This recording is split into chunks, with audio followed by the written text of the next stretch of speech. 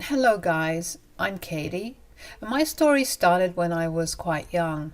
I was 7 when my father passed away from a heart attack. I was too young to remember everything, but I do remember that my father was taken to the hospital and never returned. My mom, Abby, seemed to be in grief but introduced me to her new man, Tom, just a month after my dad passed away. I was a confused child, but I did know that she was moving things fast. I also remember how my grandparents on my dad's side were constantly fighting with my mom about what she was doing. Looking back, I now realize that my mom was probably cheating on my dad with Tom. Tom became my stepfather when I was 8. I was a quiet child and didn't throw any tantrums, and my entire life changed within a year. My mom suddenly stopped caring about me and focused all her energy on her new man. I could tell you a lot of things about Tom, but then this would become a book. To keep it short, he didn't like me and constantly reminded me of the fact that he was doing me a favor by taking care of me. My mom always supported him and never found anything odd with his behavior. I was soon forgotten and neglected by my mother, but I only made it through because of my grandma, Celia. My mom and Tom were not nice people. They only liked to have fun and leave me behind to fend for myself. I spent over 10 years suffering, living in a household where I wasn't loved or wanted. Then, when I was a little away from turning 18, my mom and stepfather sat me down to say, "You need to start looking for jobs, Katie. We're not going to keep you around for free anymore." What? But why? I can't get a job now. I have my finals coming in a few months. That is your problem, Katie. I have looked after you for 10 years and I won't be doing it anymore. I'm selling my house and moving to a bigger place. By the time we move, I need you to start paying me rent. At least give me some time to finish my school. This is really unfair. Mom, are you okay with this? You will turn 18 soon, Katie. Now it's your turn to look after yourself and contribute to this household. Tom is right. We took care of you and can't do it anymore. You need to do what he says and find a job. The news was kind of sprung on me, and I didn't know what to do. I begged them to at least let me finish school because I simply couldn't find the time to work at a job and complete my studies at the same time. I really wanted to go to college and knew that I wouldn't get into one if my grades tanked. I begged them, but they were adamant that if I didn't pay rent, they would throw me out. In my frustration, I called my grandma and told her everything while I cried my eyes out.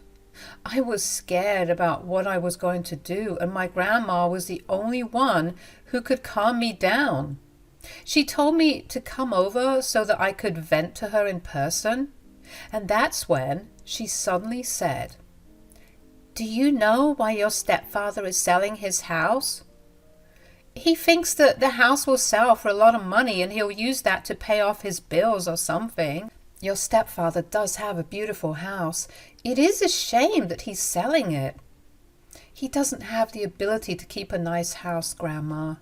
The lifestyle he lives in doesn't match his income. He has accumulated a lot of credit card debts over the years. I guess that's catching up to him now. So he's being forced to sell it. I'm pretty sure that money would be gone soon, too." "Do you know who his real estate agent is?" "I don't know, Grandma. Why?" "Find out who his real estate agent is and then send me his name or phone number." I agreed to do what my grandma wanted. I told her that I would definitely try and get that information out of my stepfather.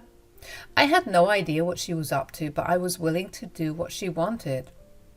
I trusted my grandma and knew that she was the only one who wanted the best for me. So I got to work And within a short time, I was able to find out the name of Tom's real estate agent. I sent Grandma his name and phone number after looking it up on Google. My grandma reverted back to me after a few days. She actually called me up and told me to come over as she wanted to discuss something serious. I had no idea what she wanted to talk about, but went there anyway. I knew there was a possibility that she would tell me something about Tom's house. And I was right about that. Grandma sat me down and said, "I got in touch with your stepfather's real estate agent, Katie." "Oh, why?"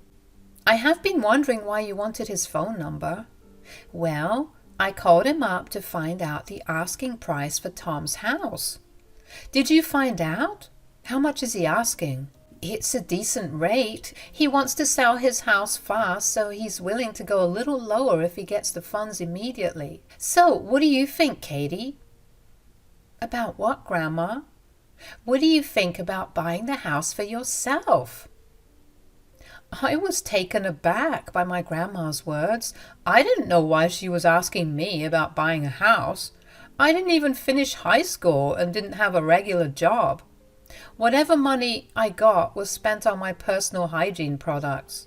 My savings were like $200, which I had hidden away from myself and my family. I couldn't even imagine buying a trailer, let alone a big house like my stepfather's.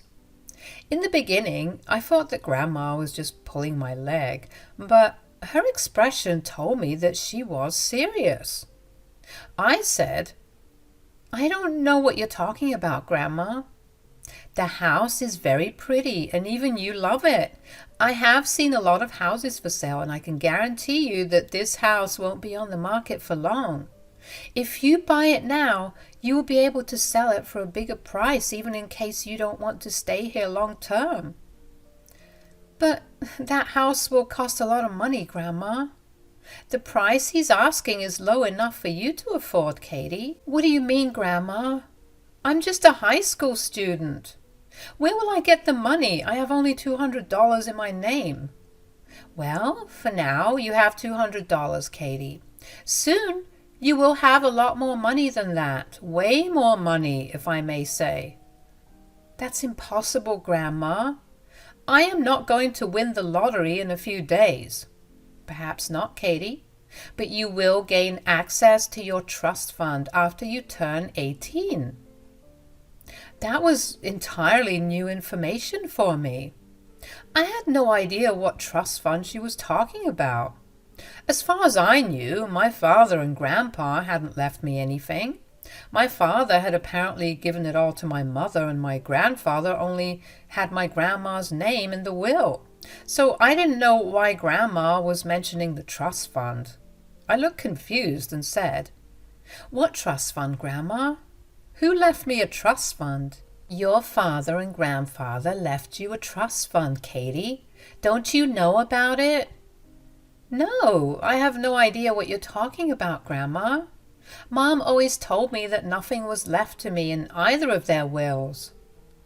"What in the world, Katie? That's not true. You have 2 sizable trust funds waiting for you once you turn 18. "What? I didn't know any of this, Grandma. I had asked Mom, but she always claimed that I got nothing from them. Just some sentimental items that don't cost anything." "Well, she straight up lied to you, my dear." I was completely mind-blown by what my grandma said. She proceeded to tell me some details about these trust funds, and it had a lot of money. I won't be telling you how much money because I think that should remain private, but I can tell you that the money would set me for life. Apparently, these 2 funds were under Grandma's control because both Grandpa and my late father didn't trust my mother enough to let her have control over it. I was in shock when I learned the full extent of what was hidden from me. I was in complete disbelief. At that time, the only thought that was swirling in my brain was why my mother had lied to me about my inheritance for years. I said, "Why did Mom say that I didn't have anything?" I have a feeling she was trying to hide it from you so that she could access your money and have it taken away without you noticing." Oh, God, that makes so much sense. This is why she never wanted to discuss finances with me, and always avoided my questions when I asked her to show me exactly what Dad left for me. Your father was a smart man, Katie. I wish you had met him when you were older. You two would have had a great bond. He loved you a lot, you know. He stayed in that ridiculous marriage because he didn't want you to grow up in a broken home. My heart felt heavy when my grandma was talking about my father. I really missed out on knowing him, but knew that he loved me a lot. I wish I had more time with him. I couldn't even properly remember what he was like. My mother wasn't the best parent, and after marrying my stepfather, she forgot that I even existed. So when I heard these stories about my father, it really made me sad. I said, "I wish I had more time with him, Grandma. I don't know why God took him away from me. Maybe if he was alive, I wouldn't have been so alone and neglected." "It's all fate, my dear. I know you didn't have the best life because of your mother, but now you have a chance to make things right for yourself. Maybe even have some revenge while you're at it." "How do I do that, Celia?" "Can't you understand why I'm telling you to buy Tom's house? He has threatened to kick you out, right? Give him back the same treatment that he gave to you. Show him that you are not under his mercy." It was then I realized what a great idea buying the house would be. According to my grandma, I could spare the money to purchase the property and have it as an investment home. Tom was giving a good price on the house, and I knew back then why it is a good idea to buy a house when prices are low. Also, the chance to have some revenge made me a little too eager as well. I talked to my grandma about this a little more and then said, "You know what, Grandma? Let's do it." "So you want to buy the house?" "Yes, I would like to buy the house. Investing in a house is never a bad idea anyway. Plus, I can't pass off the lucrative opportunity to have some revenge." "Good decision, Katie. If you're sure, I will talk to the agent and stall him for a few days. Once you turn 18, we can open a personal bank account for you, and I will transfer all the money to you. It won't be difficult for you to buy a house once you are of age. Also, please request the agent to keep our identity a secret. I know Tom won't bother to meet with us because he just wants to sell the house and move on, but I don't want the agent slipping and telling him what we had planned." "Sure, I will let him know that, Katie. Let's do this." I told Grandma to move ahead with the plan and then return home. I couldn't buy the home right away because I hadn't turned 18 then. So we had to wait a little before making the purchase final. It was only a week away from my birthday, so I didn't have to wait for long. My grandma talked directly to the real estate agent and Tom's lawyer, so I didn't have to be there for every meeting.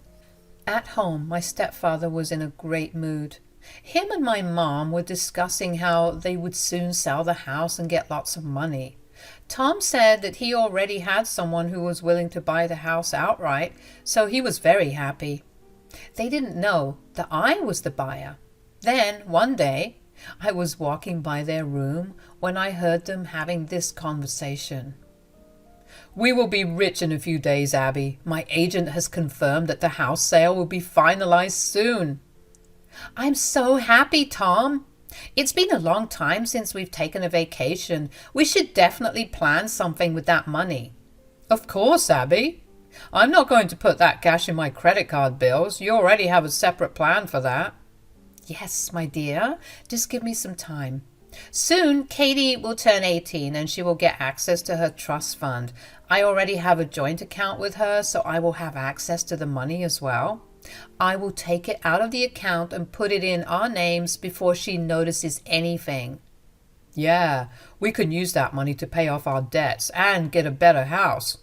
We are also making Katie pay for rent, so we'll have that income as well.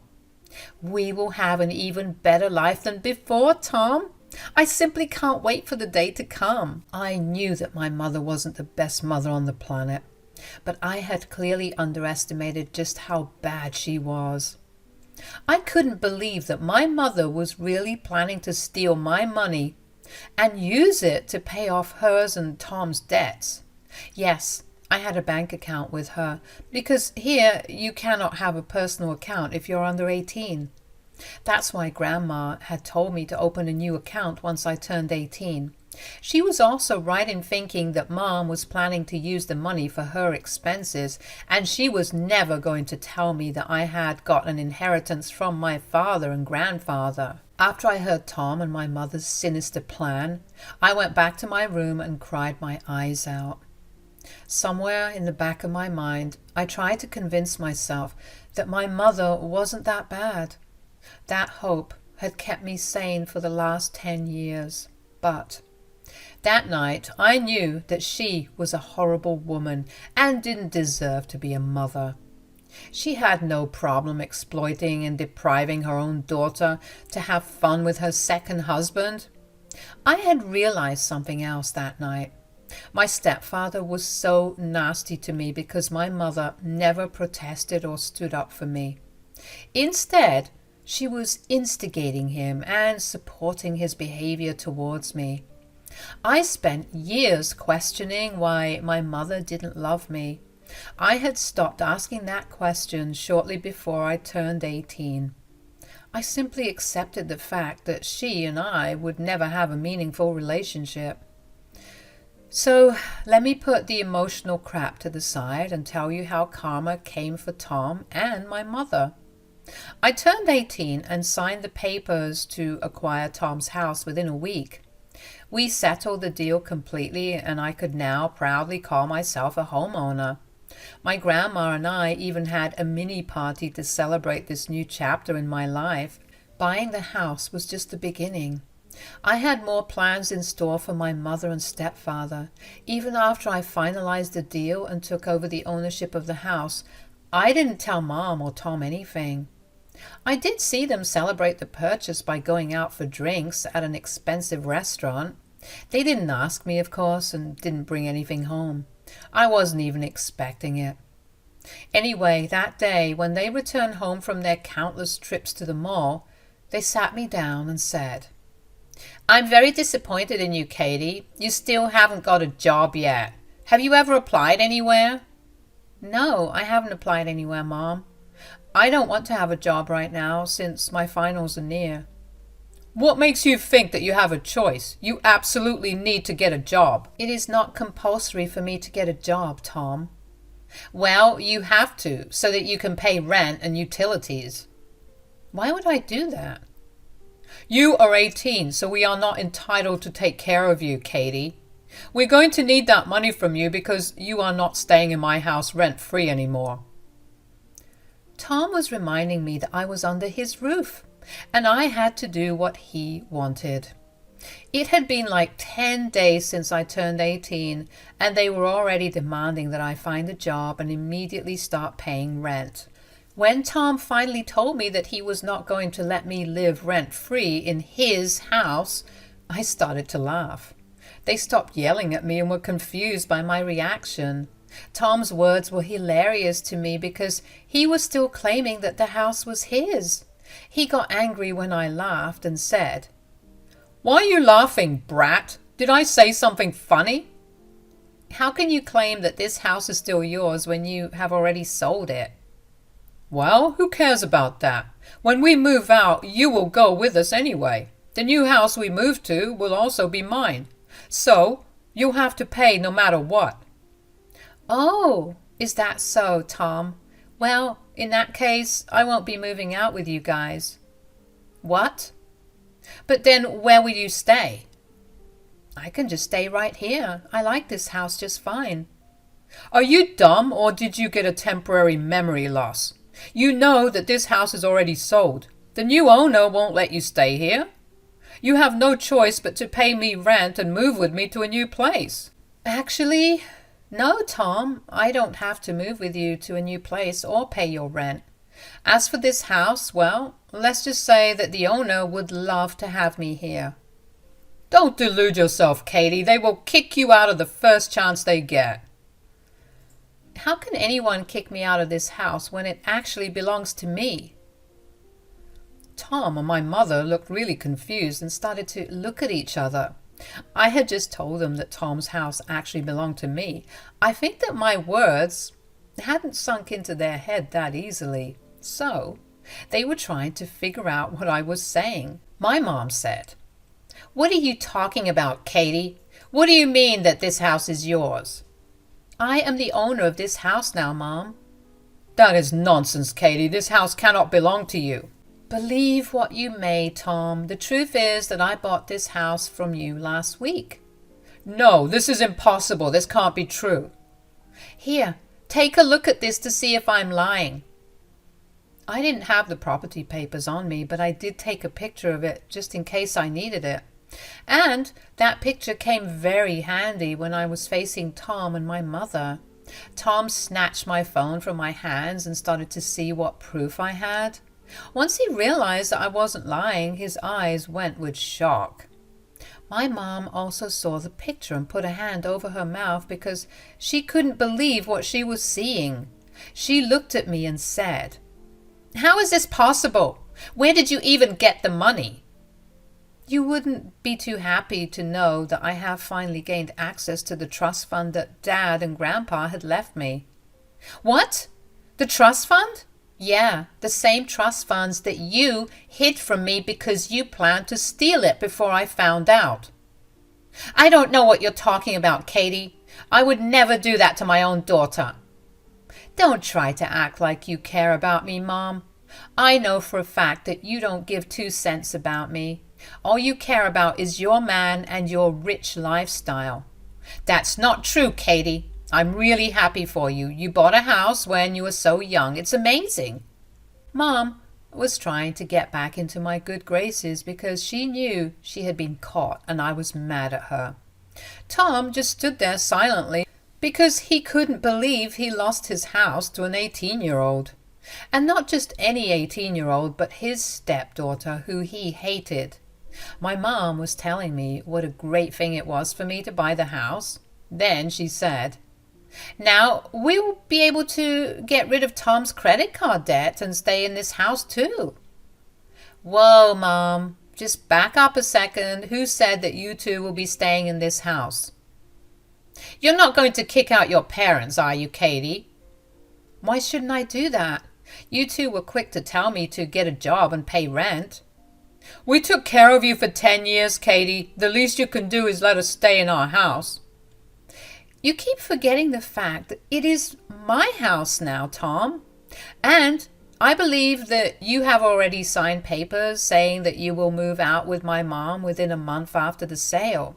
So you need to start packing because I don't think you can afford to go to court with me." "What is this behavior, Katie? Who does this to their own parents?" "You had no problem neglecting and depriving me for years. Then you had made plans to steal my inheritance. If you can't be a good mother, why should I be a good daughter?" I made a mistake, Katie. I'm really sorry. We'll be better from now on, I promise. Let's not hold grudges and begin a new chapter in our lives." I started to laugh at my mom and told her that she was delusional. She kept begging me to let this go and help them out. Tom just stood there looking sullen because he knew that his life was about to change for the worse. I enjoyed them looking miserable and begging for help. But after a while, I didn't even want to see them anymore. I went to my room and shut the door. The month passed by very slowly. Mom and Tom tried to talk to me and make me change my mind about kicking them out. Tom even offered a ridiculously small amount of money as rent if I let them stay with me. I laughed in his face and told him to get lost. Mom tried to emotionally blackmail me, but that didn't work either. I stayed strong and didn't talk to them more than necessary. Eventually, they moved out and are now living in a cramped apartment. My mom and Tom have started to have problems already, and my mom calls me frequently to complain about it. I simply tell her that she made her bed and now she must lie in it. You guys may be happy to know that I did really well in my finals. It looks like I'll be going to a good college after all. Mom and Tom tried to invite themselves to my graduation, but I only allowed my grandma to come with me. She was the only one who deserved this privilege. My mom cried about it, but it didn't even affect me. I am so happy that my father and grandfather left me a trust fund because this means I will be able to go to college debt-free. I'm not planning to go very far because I have to take care of my grandma. She hadn't abandoned me when I needed her, and I consider it my duty to be by her side when she needs me. Her health is declining pretty fast, so I know she won't survive for long. I plan to cherish our last days together and make lots of great memories. Hello guys, I'm Lila. My mother-in-law, April, wasn't a problem in my life until she literally moved into my home. My husband, Elliot, and I had a fairly great life. I was a bit sad when he had to shift to another country for work. He said that he didn't want to leave me alone, but the offer there was extremely good. I told him to take the job and he promised to come back as soon as possible. I stayed back in our country because my mother was sick and I didn't want to be too far away from her. Things were going according to our plans, but then an accidental pregnancy landed on our plates. Elliot and I were expecting a baby boy. We were surprised by the news because we weren't even trying for a kid, but it happened, and we were happy to welcome our first child. The only problem was that I lived alone and Elliot could only come back to our country once every 2 months. Flights are expensive and we needed to save money for medical bills. My doctor had told me to rest as much as I could because there were some complications in my pregnancy. Elliot was really worried about me and didn't know what to do. I won't lie, but even I was a little worried about being all alone. That's when my mother-in-law came to us and said, "I can move in with you guys and help with the baby." "Really? Will you do that, Mom?" "Yes, why not, son? Lila is carrying my grandbaby, so this is the least I can do. She can't stay alone in the house and needs some help." "I do need some help, April. I'm tired all the time and have been told to take it easy, but it's just difficult to manage everything on my own and find time to rest." "Well, that won't be a problem if I move in with you. I will be a lot of help and I can also give you breaks when you are overwhelmed with my grandson." "Sounds like a good idea, April. Thank you so much for offering to help." I was truly grateful for her help. My husband was going crazy worrying about me living alone, so he was relieved when his mom offered to help. She was the best candidate to stay with me because we thought she was reliable and trustworthy. My husband, especially, thought it was a great idea to have his mother stay with me because he trusted her to take care of me. But we had no idea how different things would be. We agreed to let April move in with us and stay as long as she felt comfortable. She left her rented apartment and stayed with us completely free of cost. My husband was funding her, so she didn't even have to get a job to contribute to the household. I was excited to have her with me and thought that it would help us develop a closer bond. But all my hopes and dreams were crushed. A few days after she moved in, I realized that having her in my house was a big mistake. April didn't help me around the house at all. In the beginning, I was hesitant to ask her for help and try to do everything by myself. The only thing she did was to cook for herself. That's right, she didn't even make a portion for me. I was doing everything around the house as usual and even took up her share of housework when she slacked off. She was literally not doing anything to help me rest. As the weeks passed, I started to ask her to help me, but she straight up told me that it was my job and she wasn't going to help. I don't like pestering people for help, so I kept quiet and continued to do everything. I also didn't tell my husband what was going on because I knew he would get worried. Whenever he was home, April would make a big show of doing chores, so Elliot thought that I was getting the help I needed. However, April wasn't helping me out at all when he was gone. A mix of pregnancy complications and not getting enough rest led me to have premature labor. I was also bleeding profusely and was rushed to the hospital. After a very difficult labor, during which they thought I might die, I was able to have my son. Elliot missed his birth, but was scheduled to fly in the next day after he made an emergency booking. The next morning, I was trying to get some sleep when April noisily came into my room and woke me up. I was a little groggy but didn't say anything because I had just woken up. April kept talking about God knows what, and I ignored her to concentrate on getting my bearings back after being woken up so rudely. My head went clear when April said, "So, when can you go home today? Are they preparing your discharge papers, or should I talk to them?" "I literally just gave birth. I can't go home right now." "What? You still have to stay here? But you have already spent a night here. Do you have to stay here today as well?" "Yes, April, I have to stay here today as well." "That is not going to work. You need to tell the doctor to let you go home today." I was super confused about what April was saying. She was telling me that I needed to go home that day and even insisted that I ask the doctor to make me leave early. I had literally given birth the previous day and almost died from childbirth. But April was hurrying me to go home instead of staying at the hospital and recovering from the birth. I said to her, "Why would I do that, April? I'm still pretty weak, and there is a big reason why the doctors are keeping me here." "Oh, please. Women give birth all the time. You aren't special. You don't have to stay here and have a mini vacation." "Does it look like I'm having fun here? I almost died. So no, not every woman goes through what I did.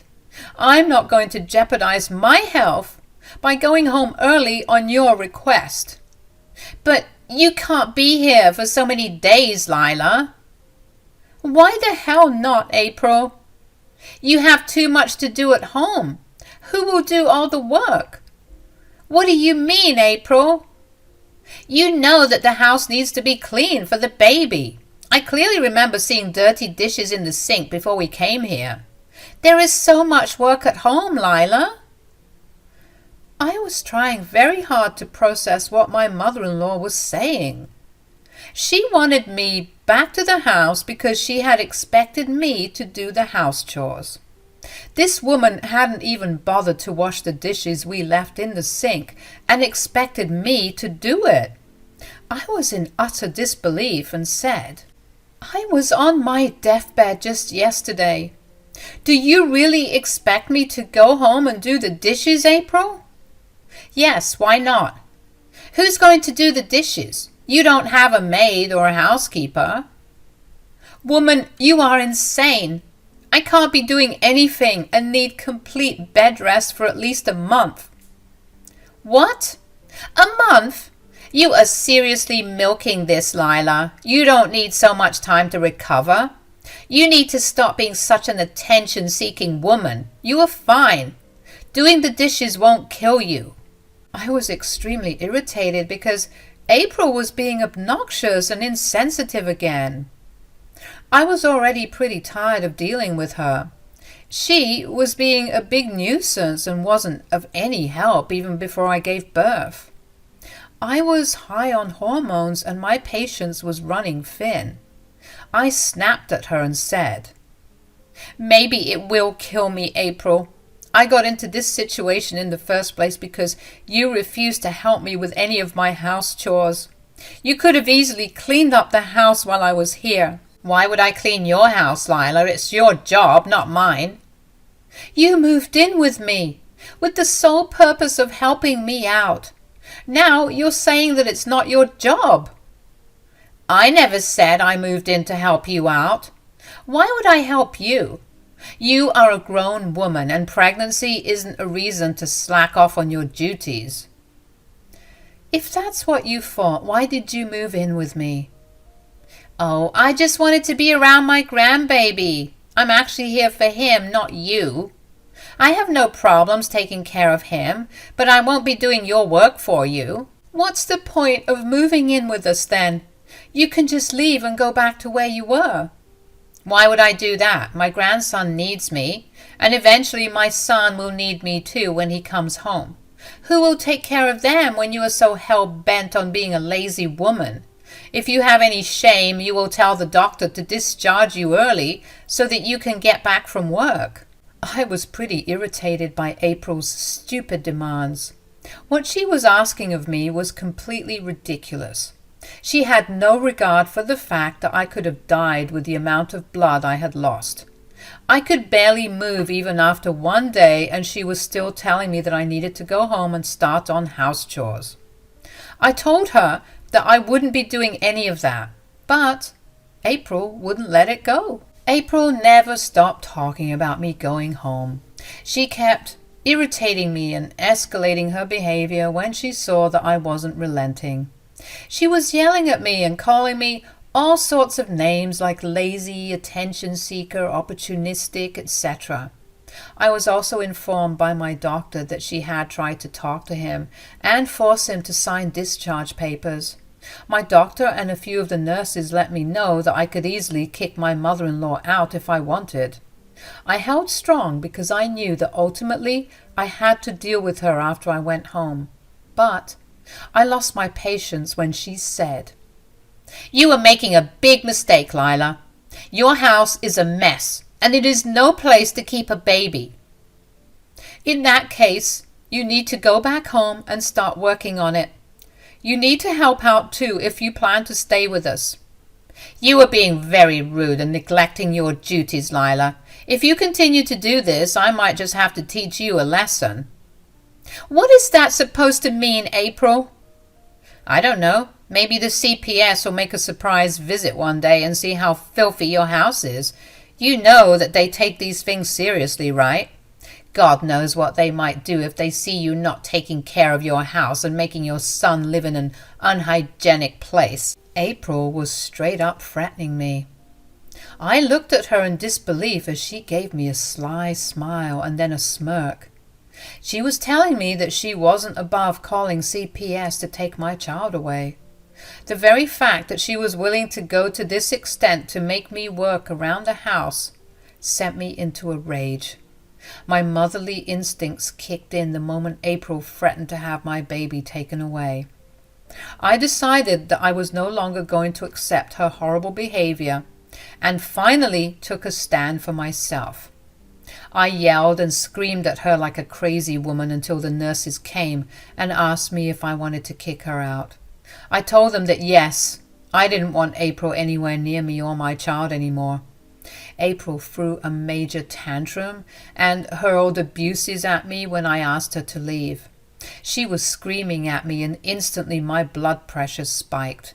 The nurses rushed in to calm me down and called security to throw my mother-in-law out. She refused to leave on the nurses' insistence, so they had to involve hospital security. After April was taken away, I broke down crying because of all the stress. The nurses calmed me down, and I called a friend over to come and see me. She immediately arrived at the hospital and stayed with me until my husband arrived that day. Elliot came to see me and our son as soon as he landed. He came to the hospital and straight from the airport and changed in my bathroom before holding our baby. We had some private time together with the three of us, and finally, I felt like I was at peace. Elliot was extremely worried about me and said that he was scared something was going to happen to me. He made sure that I was all right, and then he settled down with our son. I had a doubt that he knew April was kicked out of the hospital, I wanted to talk to him about it, but he decided to beat me to it. He said, "Honey, why did you kick my mother out?" "So, she's told you about that already?" "Yeah, I called her on my way to the hospital from the airport. I just wanted to check on you and tell her that I was coming. She started to cry and said that you kicked her out." "Wow, so she cried to you. I'm pretty sure she said that I was being hormonal and unreasonable, right?" "I take her words with a grain of salt, Lila. I want to hear from you about what happened." "Well, your mother wanted me to go home today. She even tried to make the doctors discharge me."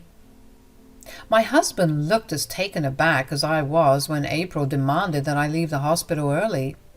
Elliot was looking at me as if he couldn't believe what I was saying. His eyes went wide and he was in shock. He said, "What? Why the hell would she say that? You literally had a traumatic birth." "Well, she wanted me to go home and do the dishes and clean the house." "What are you talking about, Lila? Why do you have to go home and do it? She could just do it herself." "Nope. She told me very clearly that she wouldn't do anything that she considers to be my job." "But she moved in with you to help you out. Why is she suddenly refusing to help after you've given birth?" "Actually, she was never helping me, Elliot. I was doing all the chores in the house." I then proceeded to tell my husband everything that I had been keeping a secret. I didn't hold back and told him that April was never helping me. She only made a show of being a big help whenever Elliot was around. When he was gone, she would change her behavior and not do anything around the house. My husband was even more shocked when he got the full story from me. I was tired of allowing April to walk all over me and finally told my husband everything. Elliot was in complete shock but didn't say much while I talked. He was patient with me and even comforted me as I started to cry, remembering what happened in the morning and how April had threatened to call CPS and get our child taken away. We knew that CPS wouldn't find anything amiss, but the fact that she was making threats wasn't sitting right with me or my husband. Elliot was starting to get super angry after he heard this part. He got even angrier when the doctor and nurses came in and told him that April's behavior had caused me to have a spike in blood pressure. They advised my husband to make sure I wasn't too stressed, otherwise I would get seriously sick. My husband listened to the doctors and said that he would do everything possible to make sure I get to stay stress-free. When we were alone again, he said, "I'm sorry for what my mother did, Lila. I should have known better than to allow her into our house." "It's okay, Elliot. You didn't know she would turn out to be like this." "God, I hate the fact that you got sick because of her. If you had told me everything sooner, I would have done something." "But don't worry, Lila. I'll take care of this."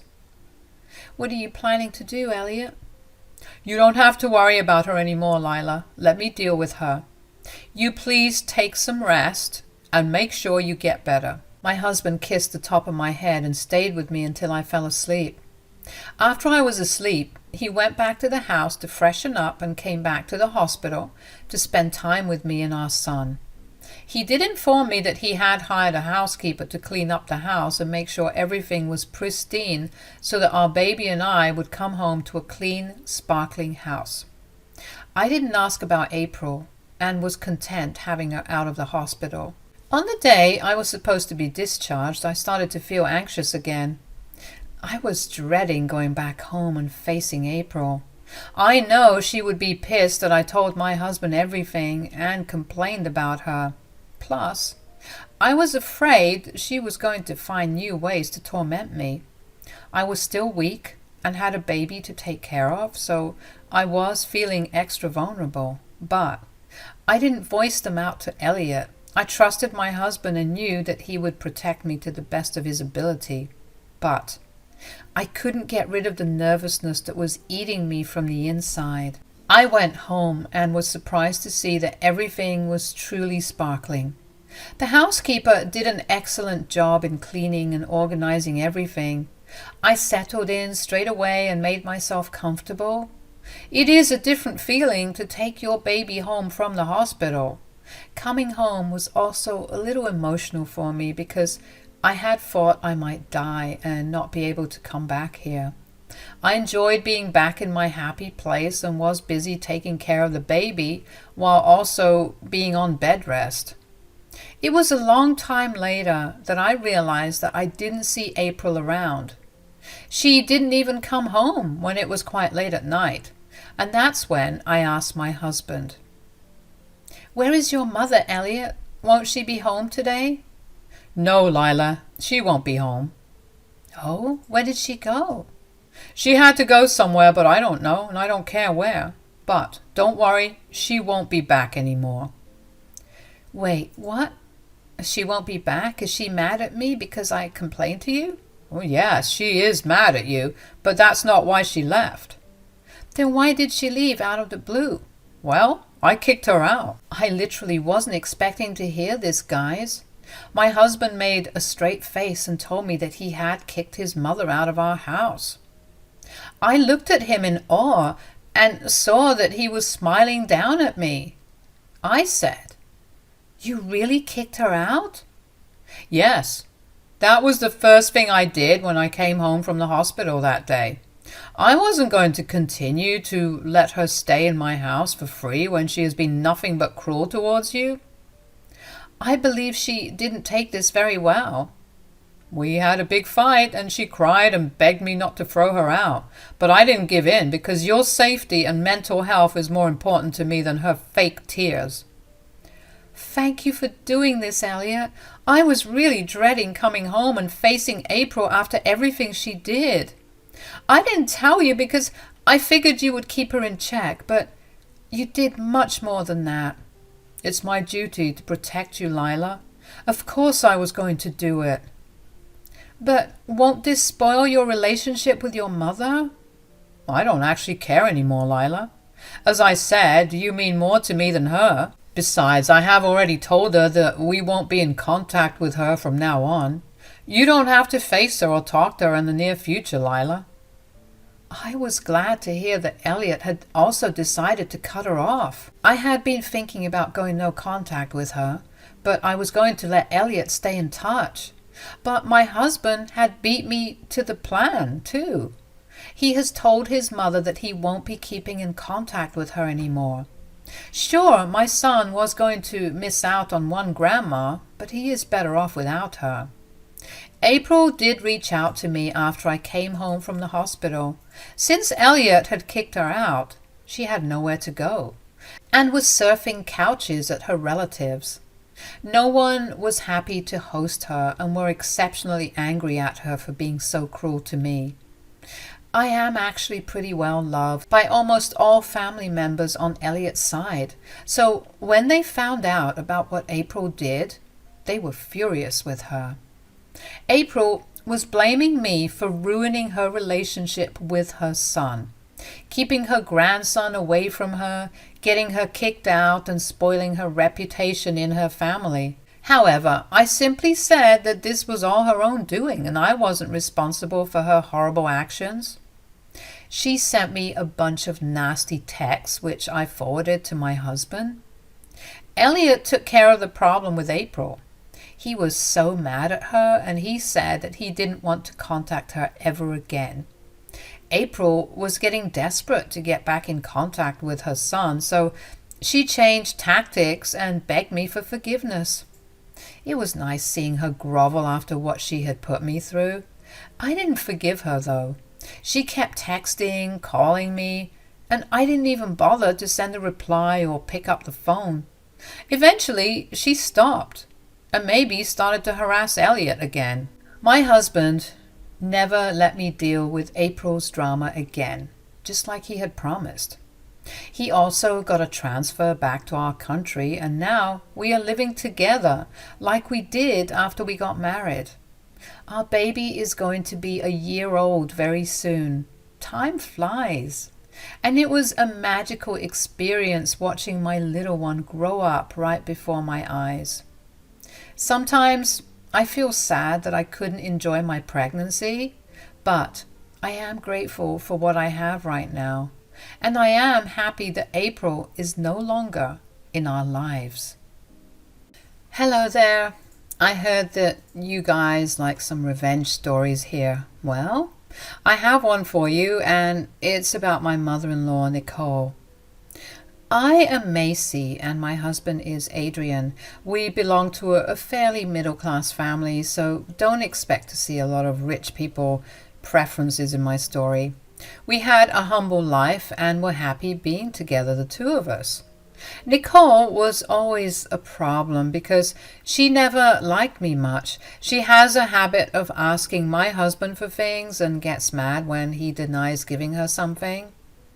What also drives her mad is when my husband buys me something. So, when she saw that I had a new car, she absolutely freaked out and said, "Why on earth does Macy get a new car from you, Adrian?" "She's going back to college, Mom. It's important to have her own vehicle now. She definitely can't use mine." "She doesn't need a car. She can just take a bus like everyone else." Everyone in the camps actually has their own car or lives within walking distance away." "Why can't you walk then, Macy? It's no big deal." "My college is like an hour away from home, Nicole. I can't possibly walk that far every day." "You are just being lazy and finding excuses to get a new car. You can definitely take a bus or something, but you intentionally bought a car because you think you are above taking public transport, Macy." "Mom, tell me the truth. What is this really about?" "You didn't listen to me, Adrian. I should have got the car instead of your wife. I told you that the car is pretty old now, plus I needed a raise in the allowance you gave me. You should have given me the car and money instead of spending so much on your wife." Nicole and Adrian had a big fight, and my mother-in-law left our home in a huff. She rarely visited anyway, since she lived 8 hours away. She had some family in our city while one of her sisters lived near her. This was a pro for me because Nicole wasn't down our throats as frequently as she would have liked.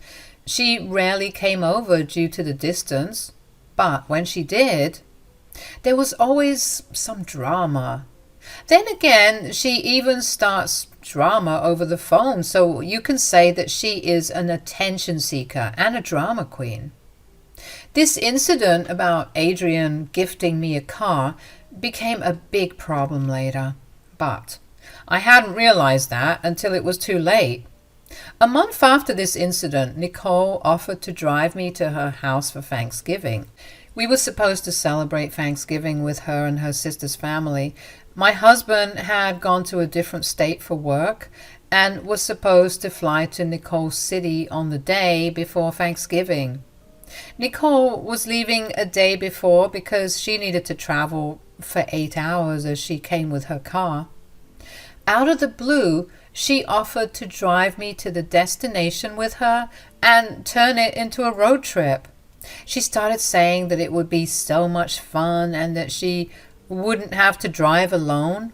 I was a little skeptical at first, but Adrian encouraged me to take up Nicole's offer. I guess he was hoping the road trip would turn into a bonding experience. I didn't want to make my husband sad, so I decided to give this a go. Well, that was a big mistake. We got off to a good start, and the first 4 hours actually went by fairly soon. We started out a little late because I had some work at home, so when we were halfway from our destination, it was almost 1 a.m. at night. I was genuinely having a good time until Nicole suddenly pulled over the side of the highway. There wasn't any store or gas station around where she pulled over. The place was empty. I was confused about why she had suddenly stopped the car.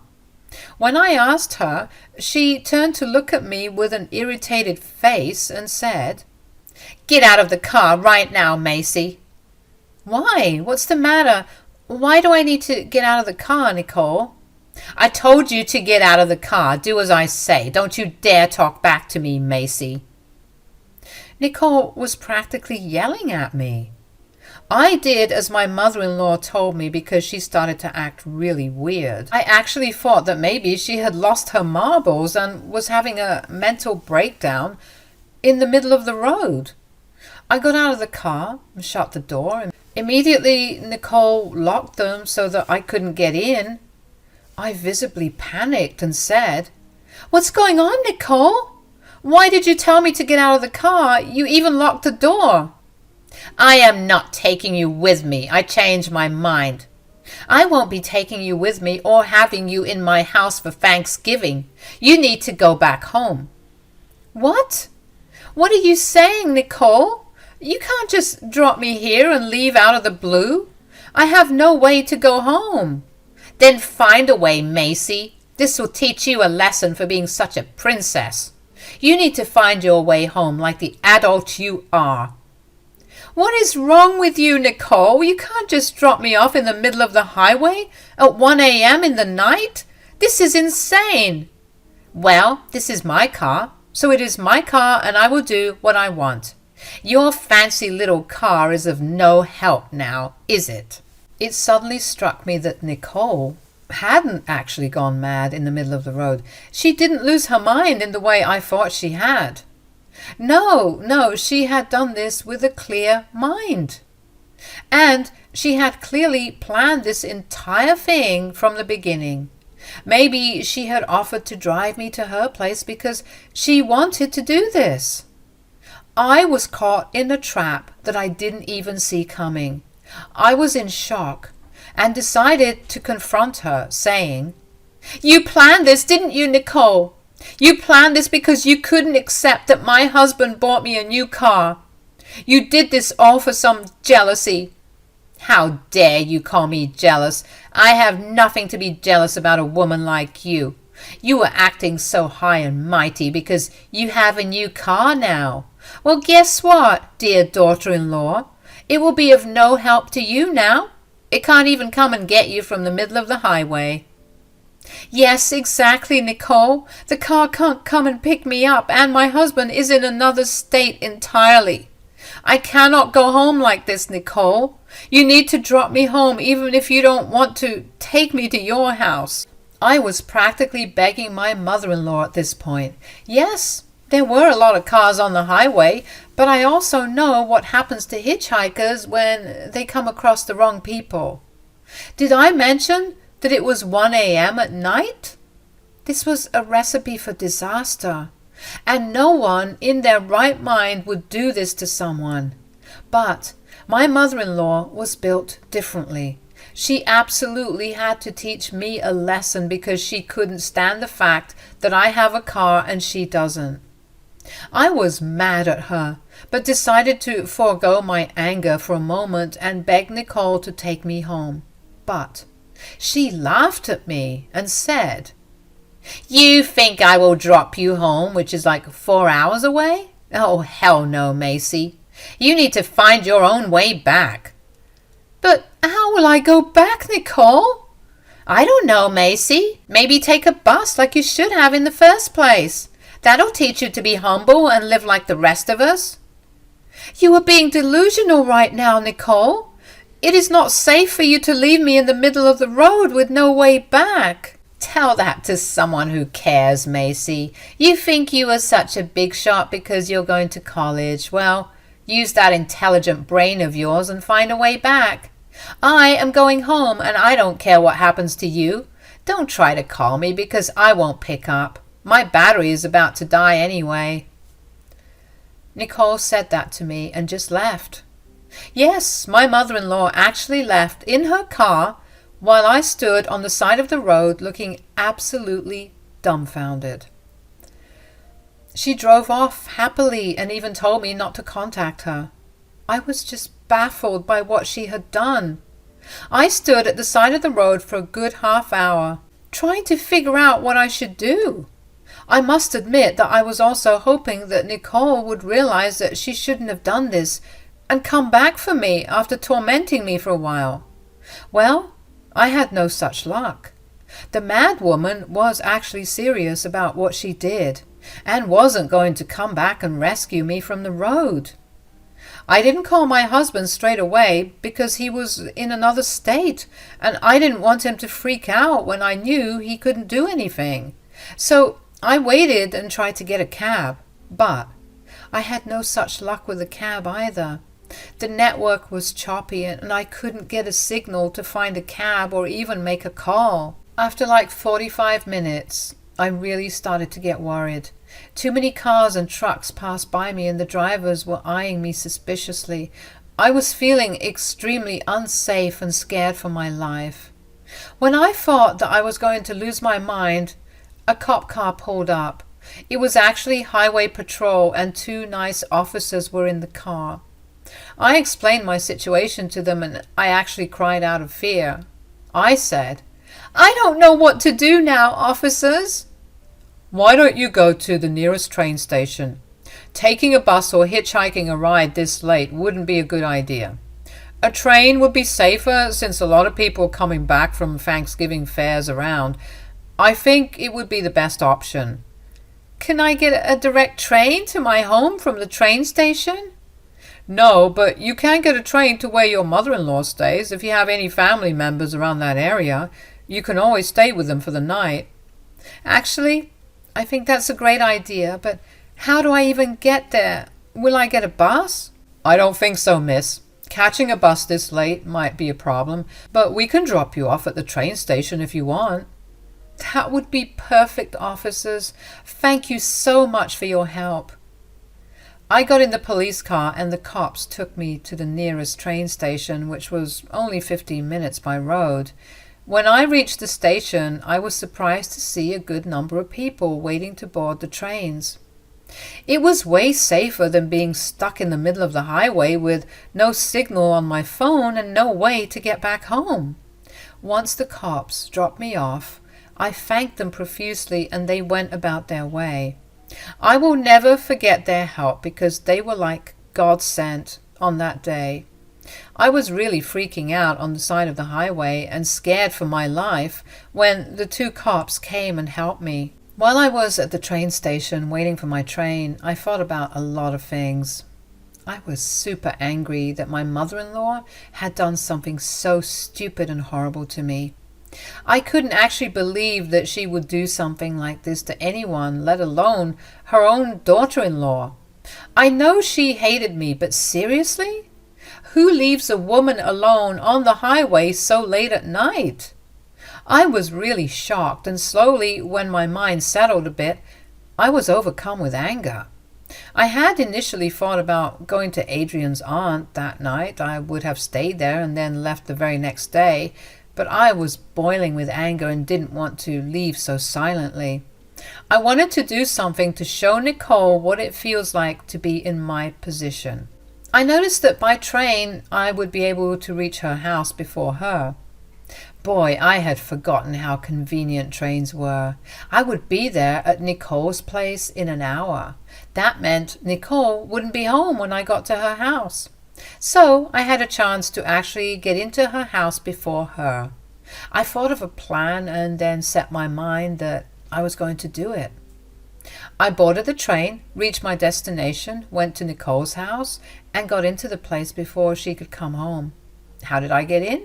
She had stupidly told me and Adrian where she hid her spare keys. I found them right where she told me I would find it. I tried to call Nicole and see where she was, but as predicted, her phone had gotten switched off because it was an extremely low charge. This gave me the perfect setting to do what I wanted to do. So I got into the house, locked the doors, and went to sleep. You can see where this is going, guys. Yes, I locked Nicole out. When she got home, she must have realized what happened. She couldn't get into the house, and I didn't respond to her banging on the door. She couldn't call me or anyone because her phone had died and it was 4:15 a.m., so it's not like she could just wake her neighbors for help.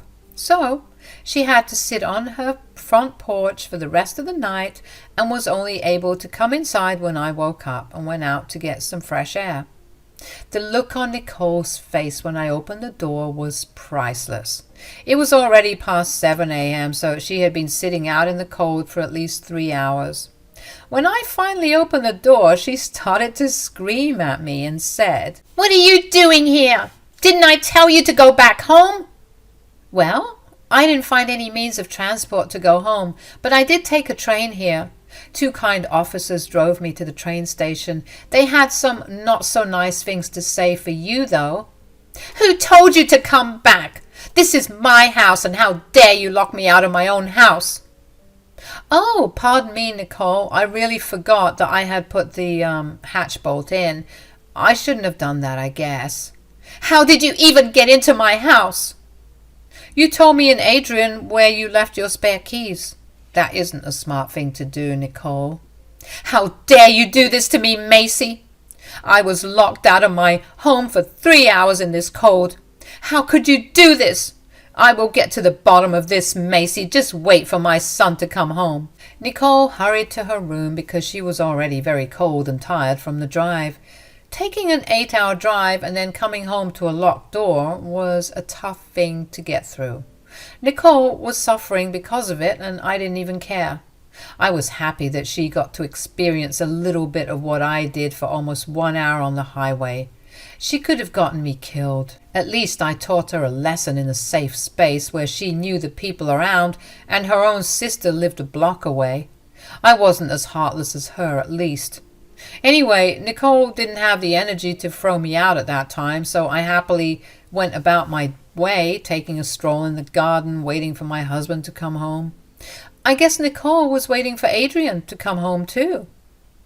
Adrian came home and was super happy to see me.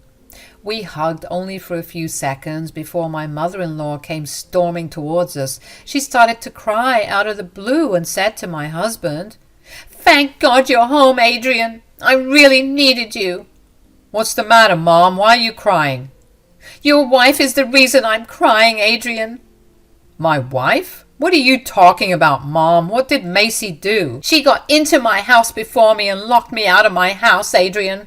I was in the cold for 3 hours before she opened the door." "What? What are you saying, Mom? Macy, why did you lock my mother out?" "I arrived home before her and went to bed. I didn't hear her knocking, and she didn't call me either. I guess I was in a deep sleep." "Wait a second. Why did you say that you had arrived before my mom? Didn't you two drive here together?"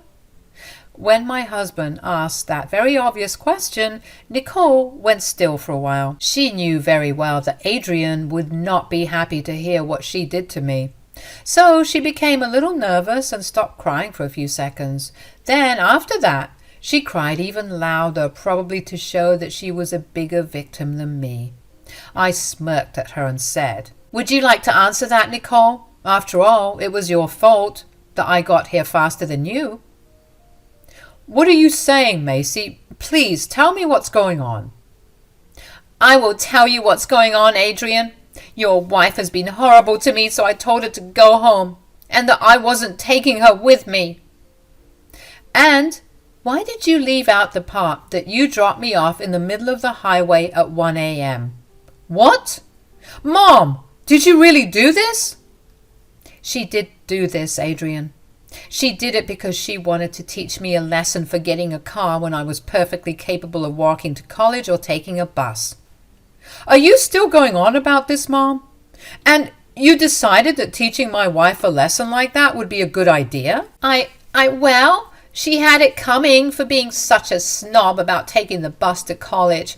I simply wanted to show them that it's not such a bad thing." Nicole tried to play it cool because my husband was pissed. He started to raise his voice and was in disbelief that his mom would be so careless and plain evil. He yelled at her, and instead of accepting her mistake, Nicole tried to make it seem like it wasn't a big deal. Well, that rightfully set off my husband, and he said, "What is wrong with you, Mom? How could you do this to my wife? You left her at an extremely unsafe place when I trusted you to take her home. What if something had happened to her?" "She's fine, Adrian. Nothing happened to her. She was only there for an hour before some cops dropped her at the station. You should be more worried about me because I was out in the cold longer than her." "You were just making this worse, Mom. Something could have easily happened to my wife, and she wouldn't even be able to call for help. God knows what she would have done if the cops hadn't arrived. As for you, Mom, your sister lives like a block away. You could have just gone to her house. How can you compare a highway to your own neighborhood? Okay, fine. Maybe it was a bad idea, but Macy is okay, so everything is good. No, everything is not good, Mom. I will not ignore what you have tried to do to my wife. Do you really think that I will let this go so easily, Mom? Well, what do you want me to do?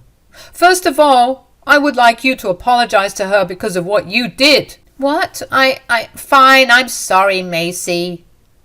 I don't want your apology, Nicole. You put me in an unsafe situation because I got a new car, but you didn't.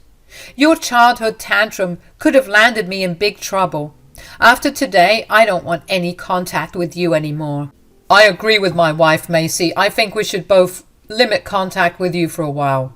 In fact, we won't stay for Thanksgiving here. I won't be thanking you for leaving my wife stranded on the highway. That's not going to happen. Nicole started to freak out when my husband mentioned having no contact with her for a while. She was crying and telling us that we were overreacting and everything was fine. She didn't even care to plead her case about me locking her out. She realized that it was nothing compared to what she had done to me. Adrian was too angry to even listen to his stupid mother and kept telling her that she had gone too far. After a lot of back and forth, Adrian and I left and went to his aunt's place instead. I told his aunt the whole story, and she was equally horrified as my dear husband. She told us that we could definitely stay with her family for Thanksgiving, and they wouldn't be inviting Nicole because of her actions. So Nicole's sister uninvited her, for which she threw another tantrum. She even showed up to her door to try and negotiate. Well, it didn't help her case. So Nicole tried to teach me a lesson, but it ended up backfiring in a huge way. Not only did I lock her out of her own home, but also told everyone what she had done to me. No one actually sided with her and told her that they were disappointed with her. Adrian was firm in his words that he wasn't going to be in touch with her for a while. I was glad about that, because I didn't want to deal with Nicole after that day either. Anyway, it's been a long time since Thanksgiving, and I am writing this from the comfort of my home now. My husband and I are having a great time without Nicole creating drama, and it looks like we will be making the low contact with Nicole a permanent thing from now on. Hi, I'm Elora. I'm sure I will have some readers who have a lot of allergies. Well, I'm someone who has 12 allergies in total. Yup. Might sound crazy to some, but it is what it is. I genuinely don't have much problem with food because I am a good cook and can make amazing dishes with substitutes. So that wasn't a problem for me when I was older. My problem was with people who didn't take my allergies seriously. I can remember more than one incident when someone hadn't taken my allergies seriously and it had landed me in a hospital. Thankfully, most people around me weren't that dismissive or ignorant. I'm telling you all this because it is important to my story. My husband Brian has his mother Harper and sister Riley. His father passed away when he was in school, and after that he sort of became the man of the family. I find these concepts ridiculous, but whatever. Different families operate differently, I guess. The problem was that Harper and Riley didn't like me at all. They resented me from the very beginning because they thought I was a threat to their relationship with Brian. I seriously haven't done a single thing to deserve this treatment, but it was what I got. Even after Brian and I got married, they didn't become comfortable with me. I stopped trying to have a close relationship with them, and eventually we became distant. I must admit that I didn't think they were a big problem because Harper lived 2 cities over, and Riley stayed with her husband. Riley and her husband lived in our city, but we didn't keep in contact a lot. We were happy being the two of us. But one day, my husband sat me down and said, "Hey, would you mind if my mom moved in with us?" "Why? What happened, Brian?" "Her landlord is selling the property, so he kicked her out. She tried to find a place to stay, but she couldn't afford the rent anywhere else. She asked me if I would let her stay since she wanted to live closer to us anyway." "Oh, I see. Well, I don't have a problem, but please don't let her be too snarky with me." "I will keep that in mind, my dear. Don't worry. I won't let her be mean to you." "Okay then, you can tell her that she can come stay with us." My husband thanked me for being cooperative and told his mother that she could stay in our home. We had the space, so that wasn't an issue. Was I thrilled about having Harper in my home? No, but I didn't want to leave her homeless. I'm not that heartless, guys. I thought I could always talk to my husband and ask her to leave if she acted up or caused problems. With that logic in mind, I allowed her to stay with me. Oh boy, that wasn't the right decision because this woman was absolutely crazy. I had no idea the extent of my mother-in-law's hate for me until she came to live with us. Initially, we started off without a problem, even though she was a bit cold towards me. But soon, we started to have problems. First of all, she was living with us for free and didn't even pay utilities. Secondly, she kept inviting her daughter over every other day, and it felt like Riley was practically living with us. It was hard for me because I would always find them ready to bully me whenever I was back from work. Brian tried to talk to his mother and asked her to tone down this behavior. However, Harper just did what she wanted since he worked long hours and couldn't keep an eye on her 24/7.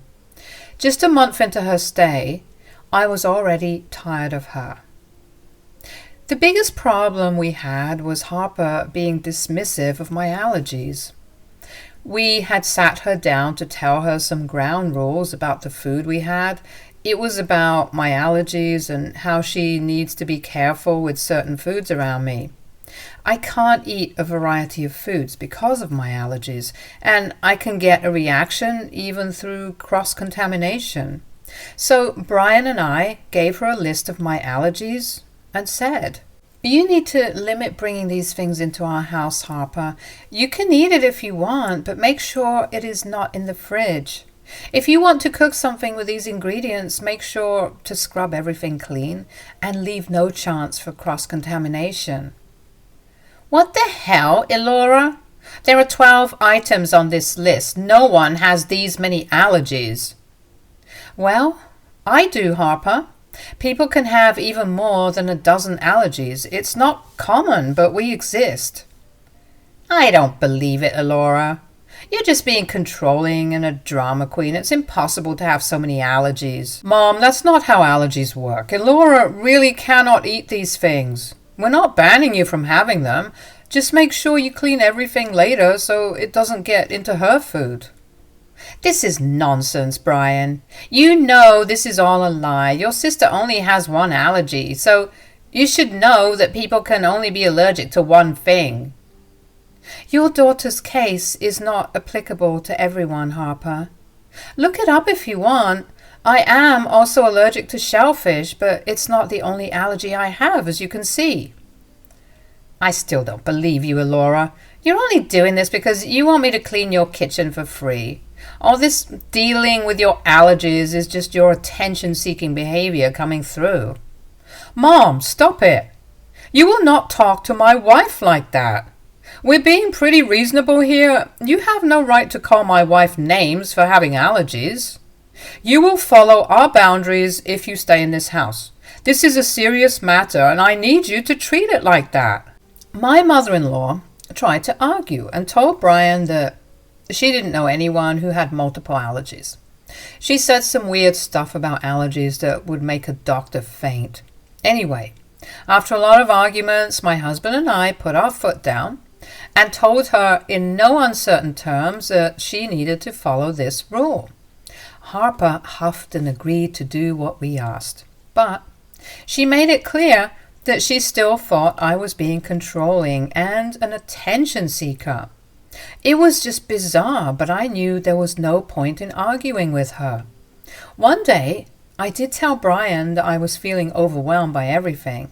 I said, "Your mother is a nightmare, Brian. I don't know why she has to act this way." "I know, Laura. I'm so sorry she's bothering you." It really doesn't help that Riley keeps coming over and joins Harper in making my life hell. Just last week we got into a fight because they made soy milk coffee and didn't wash the pan with soap.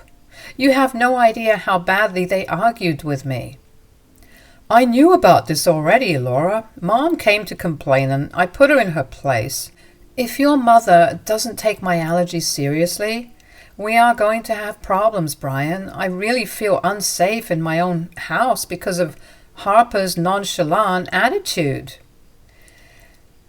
I see. I'll try to talk to her again, Laura. If I see that she's not willing to follow the rules, we will revisit this topic and come up with a serious solution. My husband always took my health seriously, so I was confident that he would tolerate Harper's ignorant attitude if things got worse. At that time, I was going to compromise and see if we could somehow learn to get along. Kicking Harper out the first chance we had wasn't really an option. It might come easy to a lot of people, but it doesn't come that easy to me. I didn't want to ruin my husband's relationship with his family over nothing. The least I could do is give her a chance and see if Harper eventually changes her attitude. A month went by, and things were still tense at home. Harper was always a problem, but Riley's presence was making it worse. She, despite having allergies herself, also took her mom's side and said that she didn't believe me. I didn't know that a grown woman from the 21st century could be so dumb and uninformed. Again, I didn't feel like arguing with her, so I didn't bother anymore. They had a gala time berating me and insulting me at home when no one was around. I let it be and figured that ignoring them would be the best option. I also made my own food because I knew Harper would be careless since she didn't think my allergies were real. She never bothered to cook for me anyway. So when she suddenly made me food, I was taken aback. I was back home from work and dead tired. I hadn't eaten anything since morning and was dying for some food. I avoided eating out because of my allergies, so my only option was to eat at home.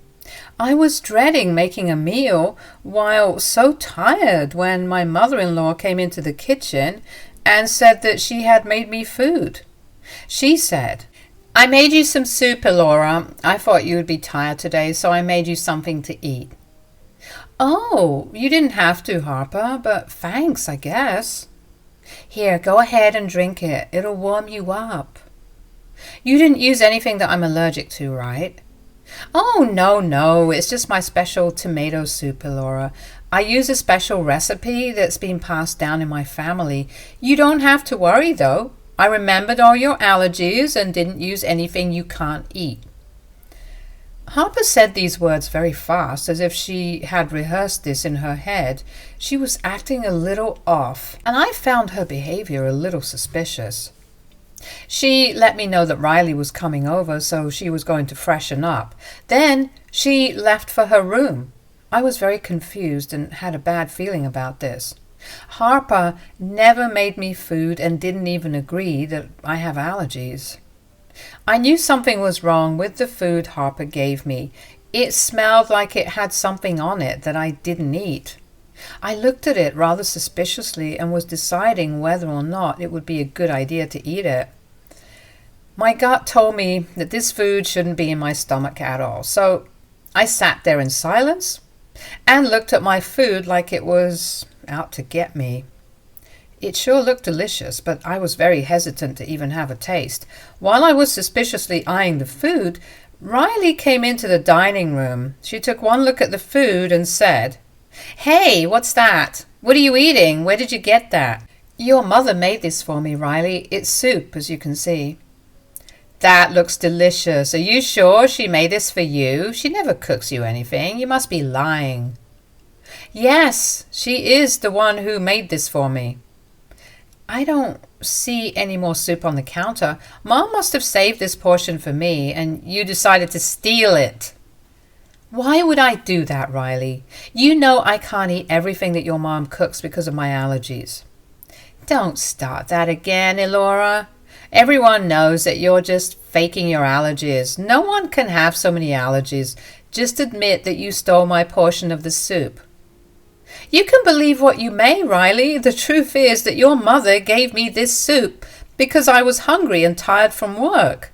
But if you think I'm lying and stealing your portion, you can have this. Yes, I'm going to take this food away from you because it should belong to me. You don't deserve such a delicious meal anyway. By all means, Riley, go ahead and take it. I decided to give away the food to Riley because she was being sassy again. She apparently believed that this soup was meant for her and I was stealing it. She didn't hesitate to take up my offer when I said that she could have it. I guess she found this soup to look too delicious too. Since I was already having trouble deciding if I should eat it, I gave it away to her. I happily passed the bowl to Riley, who sat down and started to drink it in one go. She was satisfied to have the delicious-looking food taken away from me. I just sat there and watched her eat it, trying to understand if I was the only one who found the food suspicious. Riley was drinking the soup and had finished half the bowl fairly soon. I thought that maybe nothing was wrong with the soup, but in a few moments I saw Riley start to stop eating and look a little stunned. She looked at me and back at the soup in panic. I also noticed that she was turning red. She tried to speak but couldn't talk. I immediately knew what was happening and my eyes went wide at the realization. I immediately called 911 and then my mother-in-law. When Harper came into the kitchen, she looked shocked to see her own daughter choking up.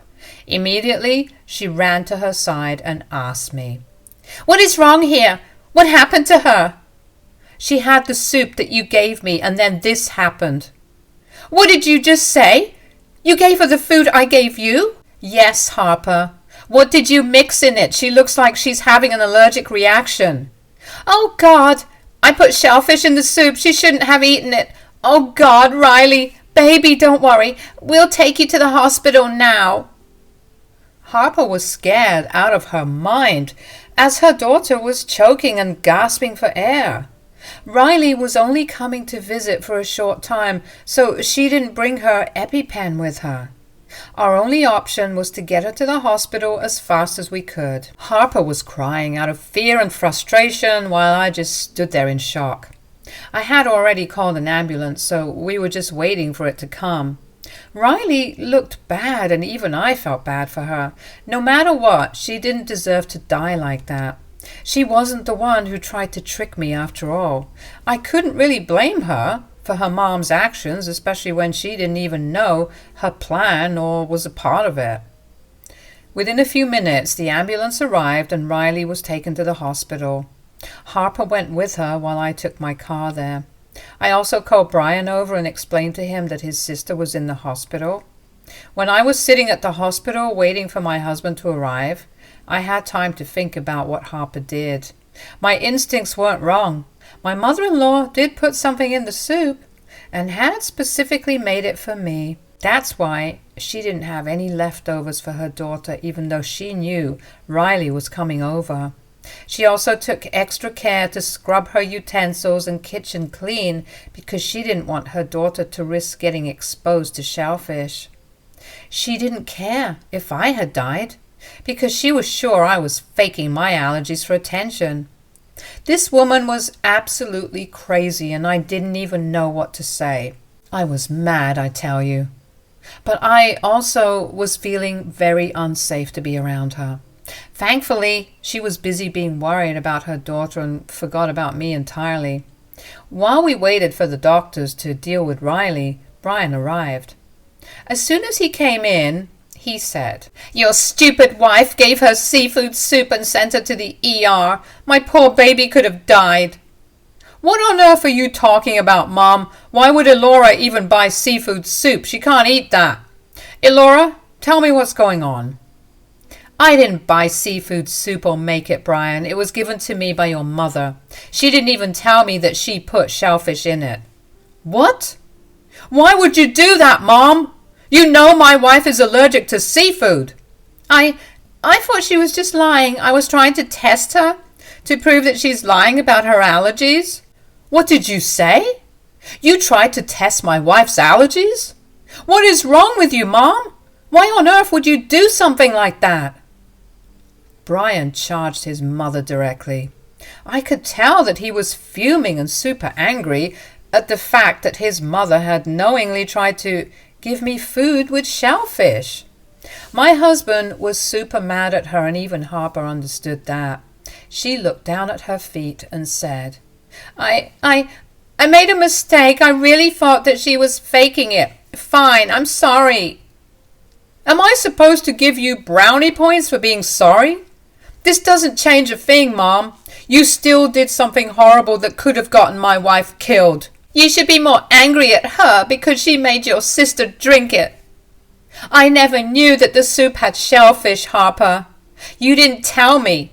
I smelled something funny, so I was a little hesitant to drink it. Then your daughter came in and wanted to have what you gave me. Why did you give it to her when it was clearly meant for you? She claimed that the soup was for her and I stole it because it looked delicious. She thought it was her portion because you didn't have any more left for her. Riley asked for it and I gave it to her. No, you must have done it on purpose. You put my poor daughter in the hospital. I will never forgive you, Elora. Brian, you need to throw her out of the house. She cannot stay with us anymore. Harper was clearly delusional. She had also clearly underestimated how angry Brian was at her. No matter how much she tried to shift the blame onto me, Brian knew that it was his mother who was wrong. What happened to Riley was also her fault, since she was the one who cooked it. When Harper angrily said that Brian should throw me out of the house, my husband roared at her and said, "No, I am not going to do that. What I will do is throw you out of the house." What? Why, Brian? You tried to poison my wife by knowingly giving her food with shellfish, Mom. If Riley hadn't demanded to have the food for herself, my wife would be in that hospital bed now. Or maybe I could have proven that she was lying to us all. I can't believe you would still harp on about this, Mom. What is wrong with you? I'm done with you. You will apologize to my wife right now for what you did. No, absolutely not. I only had good intentions. But she is the one who intentionally sent my daughter to the hospital. You are the only one responsible for what happened to your daughter, Harper. Don't try to avoid the blame and make me a bad guy. She's right, Mom. You are the only one to blame for what happened with Riley. As for your real intention, well, you will pay for that too. I meant what I said, Mom. You need to find somewhere else because I will not house you anymore. My mother-in-law started to cry when Brian told her that she needed to leave. Harper begged my husband to forgive her and said that she would never try to do this again. When he made it clear that she wasn't being forgiven, she started to yell at me and said that this was all my plan to make Brian throw her out of the house. She started to make a scene at the hospital and even accused me of poisoning my husband against her. Things got so heated that she was removed from the hospital and told to come back only when she was stable. My husband and I stayed at the hospital till Riley's husband came to see her. She was doing fine and was released that very day. I don't know what happened between her and my mother-in-law, but it looks like they aren't talking. From what we know, Riley's husband was angry at Harper after hearing what had happened. It looks like he is blaming Harper for everything, and so is Riley. We didn't bother to find out more because we were tired of this drama. Harper came home from the hospital and started to make a scene again. She cried and said that she had nowhere to go. Brian said that he didn't care and he wanted her out by the next day. Harper left my home the next day, but I don't know where she went.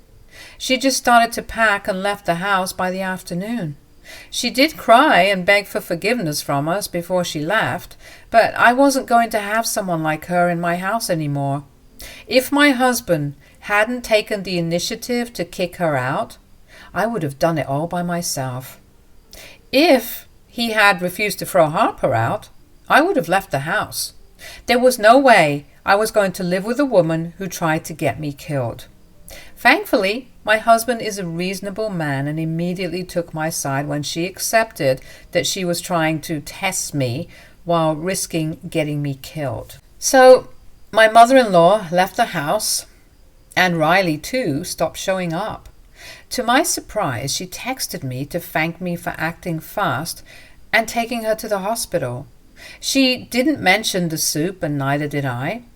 I was content not discussing this with her and just leaving it behind us. Anyway, Harper is somewhere that I didn't even bother to ask.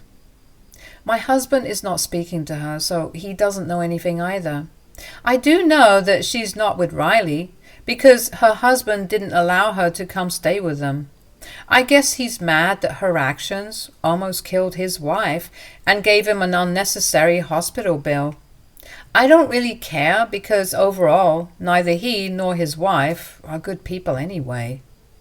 I'm just glad to have my house to myself, and there is no one to criticize me for having more than one allergy. Hello guys, I will tell you my story today. It is about a lot of people, but mostly my sister-in-law, Nikki. I should tell you at the very beginning that Nikki actually used to be my best friend. We grew up pretty close, and her family is literally like my family. After like 25 years of friendship, I had really thought that she and I would remain best friends forever. That was until I caught her in bed with my husband, Jace. I yelled and cried while Jace looked a little embarrassed. However, Nikki looked smug and took her sweet time in dressing up and leaving the house. Once I caught Jace cheating, I knew my marriage was over. Jace made some horrible excuses about how Nikki came on to him strongly and he didn't push her away because he was feeling neglected by me. Those were complete lies, and even Jace knew it. I didn't bother lamenting our relationship because he had proven himself to be a disgusting man. Our marriage was ending anyway, and I had no interest in dealing with him anymore. But I did confront Nikki about what she did. She was supposed to be my best friend, and we knew each other way before we knew Jace. So I met up with her one day and said, "How could you do this to me, Nikki? We were best friends for almost 2 decades. What does that have to do with what happened? It's not my fault that your husband liked me more than you. You know that I am the better option out of the two of us." "How dare you, Nikki? You had no regard for our friendship and had no problem cheating with my husband behind my back. You don't even look remorseful."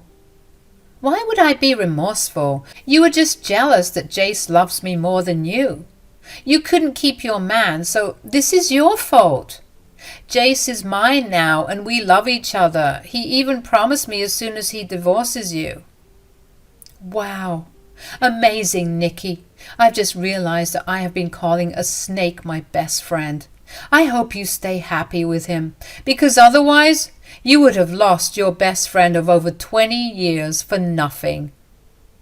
"Oh, don't worry, Ella. Jace and I will be very happy. I will have the best life with him, and all you will do is watch. I'll give you some advice, Ella. Next time, find a man on your level. A rich, handsome man will never stay with you and always cheat on you because you will never be enough." I had no idea why I had considered this woman my best friend. It was like I was seeing a different side of her. When I got married to Jace, she did make a lot of comments about how rich and handsome he is and how she wished she would get a husband like him. But then I had told her that she would find her partner soon. She did find a partner, but it was my husband who she stole from me. From that day, I refused to ever consider her my best friend. I don't think Nikki cared. She was too busy sleeping with Jace and being happy about how she stole my man. When the affair was exposed, everyone started to berate Nikki and Jace.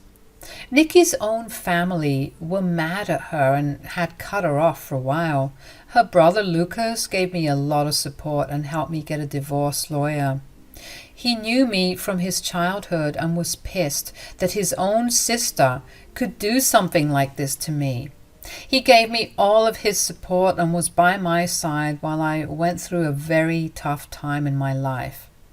With my closest friend betraying me and my husband running off to her, I had no one to fall back on. During this time, Lucas and I became close and started to date after I finally got a divorce from Jace. Some people will think that I was treating Lucas as a rebound, but that's not true. I waited a whole year after my divorce, after which I started to have a relationship with Lucas. Things progressed well, and we ended up getting married 2 years later. Lucas and I knew each other all through our lives, so this wasn't a problem at all. We had a pretty good bond and ended up having an even better marriage. I must say that he is far better than my ex-husband, and I am truly happy right now. Jace and Nikki got married literally immediately after my divorce. I didn't even care because I thought they deserved each other. Nikki had the gall to send me an invite to their wedding that I promptly ignored. She wasn't invited to Lucas and my wedding because she started to throw a tantrum when she found out about our engagement. Eventually, things calmed down, and although I didn't speak to either of them again, Lucas and his family resumed contact by taking baby steps. The incident I'm going to talk about happened at a family gathering where Nikki and Jace were also invited. I knew that would be there, but decided to just ignore them. At the party, Nikki kept smirking at me the entire time. I didn't talk to her, but she did manage to talk to Lucas alone. I was talking to some cousins when I spotted Lucas and Nikki having an argument. It looked like it.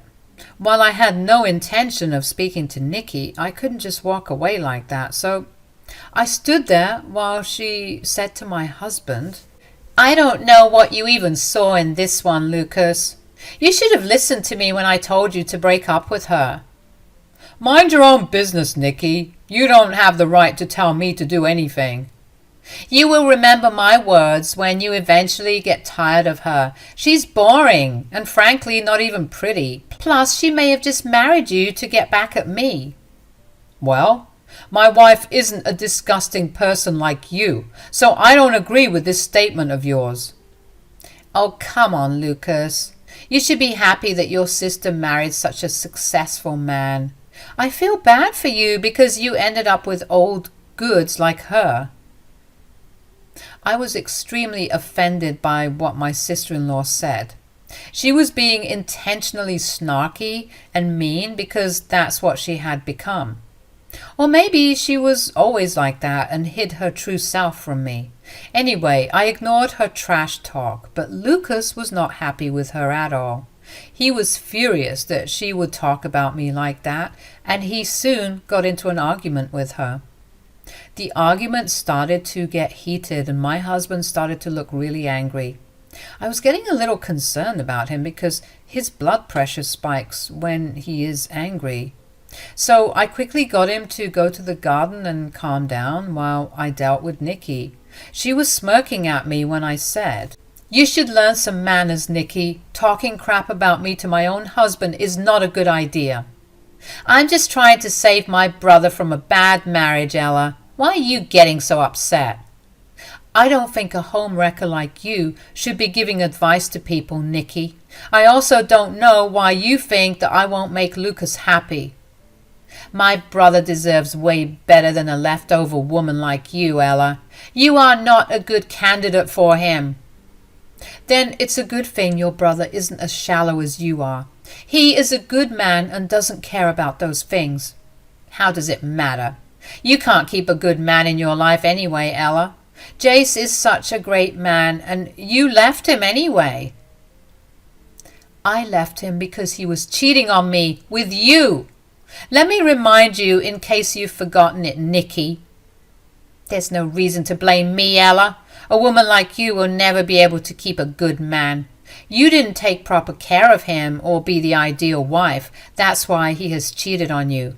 Poor Jace wasn't getting enough love and care from his wife, and I was there for him. That's why he came to me. He knew I was way better than you. Wow, you do know how to victim blame, Nikki. I didn't know that you had turned into a worse person than before. It's really funny that I considered you a very good friend of mine. Maybe you and Jace do deserve each other. Nikki started to laugh at me when I said that. I had no idea what was up with this woman because I had no interest in talking to her. She was the one who approached us and started to say some snarky things about me right in front of my husband. It was just bizarre, and I didn't know what to say. Lucas looked a little irritated and embarrassed, but didn't want to make a scene at his family event. People were still out of earshot, so they didn't notice what was going on here. Jace was talking to one of the cousins and wasn't paying attention either. I have to say that he was smart enough to stay away from us, but apparently his stupid wife didn't take the hint. She said, "My God, you are so jealous of me, Ella. It really shows. I feel bad for my poor brother." Oh, please, Nikki. I have no interest in that excuse of a man. He has got nothing on Lucas, who is a far better man than Jace will ever be.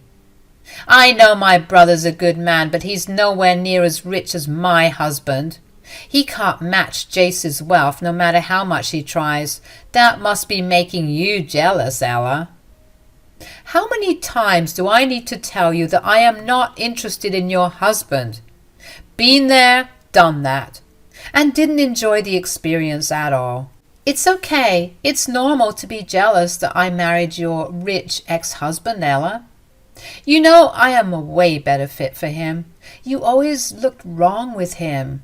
I am a much better wife for him, and he doesn't forget to remind me of that every day. I'm sure he's very nice to you, Nikki. Good for you. I don't see how it is any of my business. You look so mad right now, Ella. I know hearing about all this is hurting you and making you jealous, but you have to accept the truth. Jace loves me more than you. He actually didn't even make me sign a prenup as he did with you. You know, he even got me 3 houses. Can you imagine that? Now this is where I started to feel a little suspicious. I knew that Nikki kept saying how Jace was a rich man. I suppose you could say that he was rich, but when we were divorcing, I was notified that Jace had a ton of debt. It was a combination of college debt, credit card debt, and medical bills that were made in his name. Jace didn't earn a lot, but he was drowning in debt. Whatever money he had was actually spent on the divorce, and that's why he had agreed to give me the full ownership of the 3 houses as a part of the divorce settlement. While it was true that I didn't get any cash, I did get those houses in my name. The prenup saved me and worked in my favor. Maybe that's why Jace didn't sign one with Nikki. I knew at this point that my sister-in-law was probably very ignorant about her husband's finances. I said, "I actually cannot imagine that, Nikki. 3 houses is a lot of money." "Oh, well, for you it might be, but it's not for him. You know how rich he is, right?" "Hard to tell, Nikki. We weren't exactly living like rich people when we were married." "He just didn't think you were worthy of being pampered, but he takes such good care of me.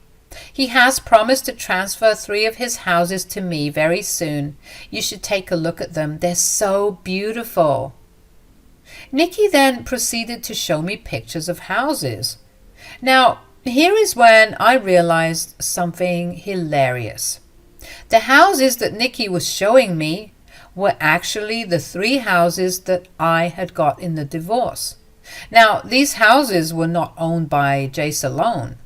It was owned by Jace, but my name was added on the deed too when I spent my money renovating and furnishing it. Jace didn't have the money to buy me out in the divorce or pay alimony, so he had to give up those 3 houses as compensation. He gave us a hard fight when this deal was proposed because he didn't want to give up his best assets. But he gave in when he realized that paying alimony would be more expensive in the long run anyway. I was also more inclined to get anything in lump sum because I didn't want to be tied to that horrible man any more than necessary. So I was the owner of those houses that Nikki was showing me. I don't know if she was lying or if my ex had really promised to hand over those houses where he still has his imaginary ownership. What I did know was that Nikki was trying to make me feel jealous, but had instead given me a chance to get back at her for what she did to me. That very idea made me laugh out loud, much to her shock and confusion. She looked at me weirdly and said, "Why on earth are you laughing? Did I say a joke?" "I think you did really tell me a joke, Nikki. There is no way Jace told you that he would hand over those houses to you." "I knew it, Ella. I knew you would be jealous and think that I was making all this up." "You have to be making this all up, Nikki. There is no way Jace could give those houses to you." "You are just saying that because you're jealous. I bet you it is making you mad to see that Jace is more committed to me and shares his riches with me as well." It was clear to me that Nikki was doing all this just to make me feel jealous. She was intentionally pushing my buttons to see if I still felt jealous of her because she stole my husband from me. I guess she saw this as an achievement and wanted to rub it in my face. Too bad she was unable to do that. I had no feelings for my ex and was glad that I got rid of him. So I said, "I don't know what riches he shares with you, Nikki. I don't even care. But I do know that he cannot share or give you those houses." "Why not?" "Those houses might be expensive, but he loves me so much that he doesn't care about the money." "Oh, you poor thing, Nikki. Jace can't give you those houses, my dear. He is not even the real owner of those mansions." "What?" No, he is the owner of those mansions. I knew about it because you told me about these properties when we were married." "That I did, Nikki. Then you decided to steal my husband so that you could have that wealthy life for yourself. Great plan, but I don't think it will turn out the way you want. Jace used to own those mansions, but not anymore." "What? But then who owns those mansions?" "You were talking to the owner of those mansions, Nikki." Nikki's eyes went wide when I said that. My dear sister-in-law was in pure disbelief. She looked at me shocked, as if I had said pigs could fly. The woman had really put her hopes on getting the house for herself and telling everyone what a rich husband she had. Well, she has been duped. She got scammed while trying to scam me. Anyway, this mad woman still didn't get the clue and said, "That is impossible, Ella. You're lying. You can't be the owner of those mansions." "Why not, Nikki? I don't care if it seems impossible to you. I am telling you what's true." "No, this can't be right. How did you get the ownership of these mansions?"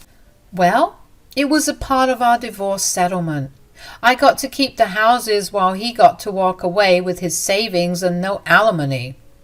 But then why did he tell me that he owns the house and will transfer those properties to me?" "You have been duped, Nikki. He has been lying to you." "I still don't believe you. I'll call him over and ask him right now." I had no intention of conversing with that man again, but this was a special situation where I would see karma playing the 2 people who thought it would be a great idea to betray me. Nikki was acting crazy, so I didn't know if I could avoid her drama in the first place. I was pretty sure that if I had walked away, she would have created a bigger scene and harassed me like a lunatic. So I stayed put and watched Nikki drag my ex-husband to me. She then said to him, "What is Ella saying, Jace? She's claiming that those 3 mansions you promised me belong to her. Tell her what a liar she is." I'm surprised that you still think I'm lying, Nikki. I don't have the energy to make up stories for you. You don't even deserve my lies. Shut up. You are avoiding the topic because you know you lied. Jace, honey, tell her what a liar she is. Those mansions are yours and you will give them to me, right? Jace looked like a deer caught in headlights. Out of all things, he hadn't considered having this conversation with the 2 of us, and for some reason he probably didn't think his secrets would come out. Judging by Jace's reaction, he had definitely lied to his wife and told her that he owned those places. I smiled at him and said, "I think you should answer that truthfully, Jace. I have no idea why you're going around telling your wife that you own those houses. You and I both know that is not true." I just... "Yeah, honey, tell us that she's lying. I know you didn't lie to me." "Well, she's not lying, actually." The look on Nikki's face as she heard that was absolute gold. She had an extremely surprised face and had no way to cover up her extreme disbelief. My ex was just looking everywhere but us. He was probably embarrassed about getting caught and knowing what tantrums Nikki can throw when she's upset. Nikki was now fuming and said, "What? So it's true? You gave Nikki 3 of your houses in the divorce?" "Yeah, I had to, Nikki. It was the best way to settle the divorce for me." "Why did you lie to me, Jace? Why did you promise me something knowing that you couldn't give it to me?" "You kept pressing the issue and telling me that I should give you those mansions and all. I knew you would freak out when you found out that I literally don't have much now." "You lied to me and duped me, Jace. How could you do that?" "You have some nerve telling me this, Nikki. You married me for money and made me cheat on my wife so that I would leave her. Now I know very well that you are nothing but a gold digger." Nikki started to scream and yell at Jace. They literally started to fight at the party and everyone's attention was on them now. The 2 fought like kids while I stood there and saw it all. I explained to my husband what had gone down and he laughed his butt off when he heard the full story. Nikki and Jace got so bad that eventually they were kicked out of the party. A few weeks later, Lucas told me that my sister-in-law was getting a divorce from Jace.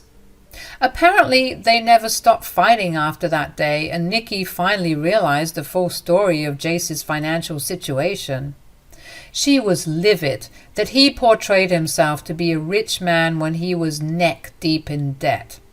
She was also mad about the fact that he gave me those mansions which she had dreamed of owning. Jace was just mad that Nikki married him for money and was now divorcing him for it. But Nikki was adamant that they would get a divorce. You want to know the best part about this?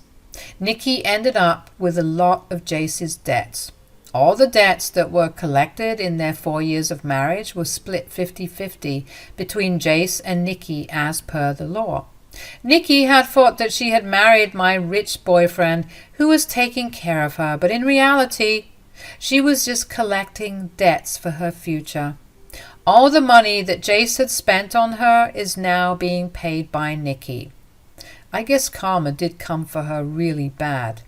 Jace wasn't spared as well. He lost the woman he left me for and realized that he should have stuck with me.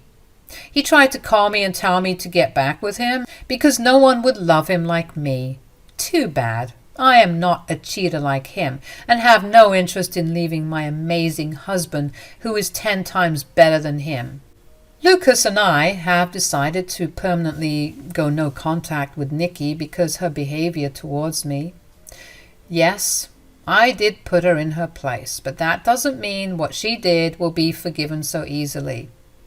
She is a nasty human being, and neither Lucas nor I want anything to do with her.